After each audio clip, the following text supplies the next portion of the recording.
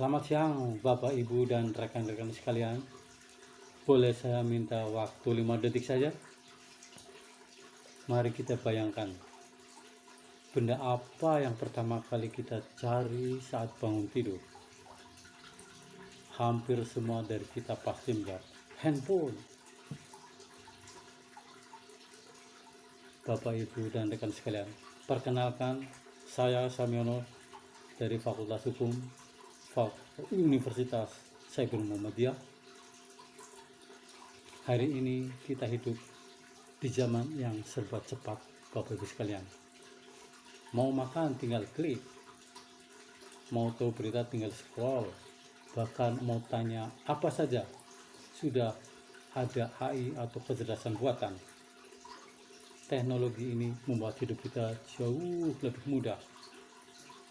Tapi mari kita jujur, apakah teknologi ini membuat jiwa kita lebih tenang? Faktanya Bapak Ibu dan teman-teman sekalian, di era digital ini kita justru sering merasa cemas karena komentar netizen, bingung membedakan berita asli atau hoax, atau merasa kesepian di tengah-tengah ribuan teman di media sosial.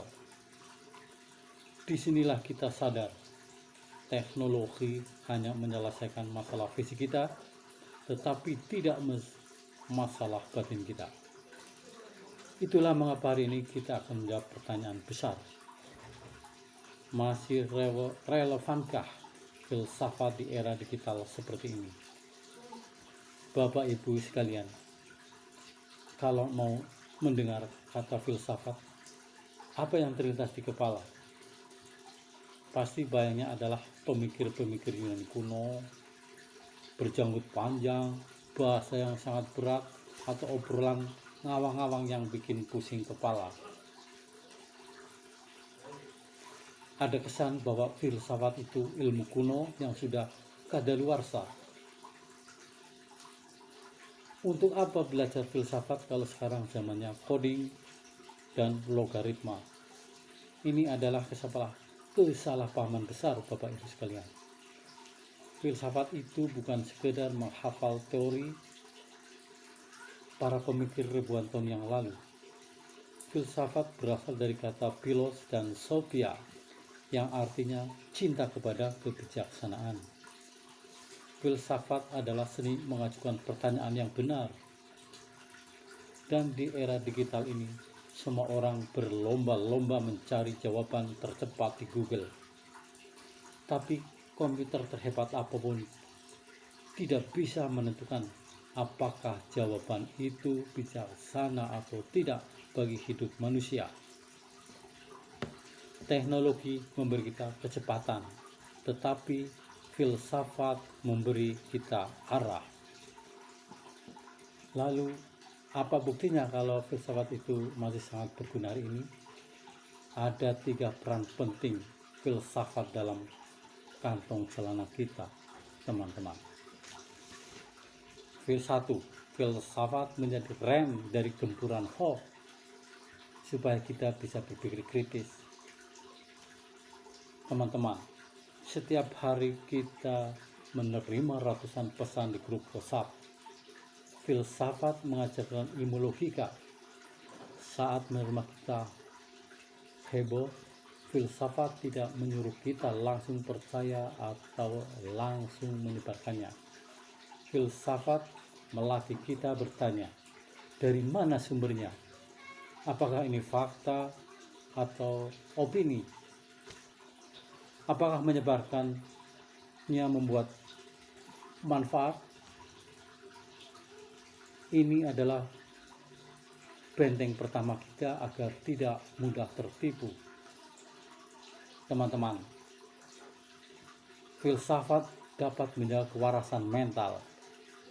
Di mana di media sosial kita ini, kita sering stres melihat kehidupan orang lain yang tampak pamer kemewahan, atau saat kita dikritik orang. Salah satu cabang filsafat yang bernama stoikisme mengajarkan hal yang sederhana. Ada hal yang kita bisa kendalikan, ada yang tidak. Komentar orang lain di medsos ini di luar kendali kita, tapi bagaimana meresponnya adalah kendali kita. Filsafat melatih kita untuk tidak berperang di dunia maya. Kemudian yang kedua, teman-teman, menjaga kemudian kita tidak di depan robot. Sekarang ada teknologi artificial intelligence atau AI yang bisa meniru wajah, suara, hingga membuat tulisan. Jika semua bisa dikerjakan robot, lalu apa gunanya manusia? Filsafat, khususnya etika, membantu kita menetapkan batas.